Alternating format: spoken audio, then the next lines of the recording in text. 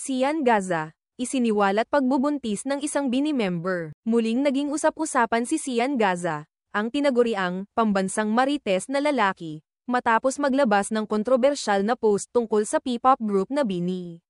Sa kanyang Facebook post, nagbigay siya ng payo sa Gen Z na gumamit ng proteksyon sa pakikipagtalik. Pero agad niyang idinugtong ang patotsyada na may isang miyembro ng Bini na umano'y palayo. Hindi niya pinangalanan kung sino. Ngunit mabilis kumalat ang espekulasyon sa social media at ikinagalit ng mga Blooms, Bini fandom. Maraming netizen ang nagpahayag ng pagkadismaya at galit. Tinawag siyang mapanira at attention seeker. May ilan namang nagsabing malaya lang siyang magpahayag ng opinyon, pero marami ang naniniwalang nakakasira ito sa reputasyon ng mga nasasangkot. Ipinakita ng insidente ang lakas ng social media sa pagpapakalat ng impormasyon at kontrobersya.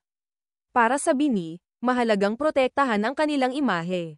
Habang si Sian naman ay patuloy pa ring gumagamit ng mga pahayag na siguradong magdudulot ng ingay online.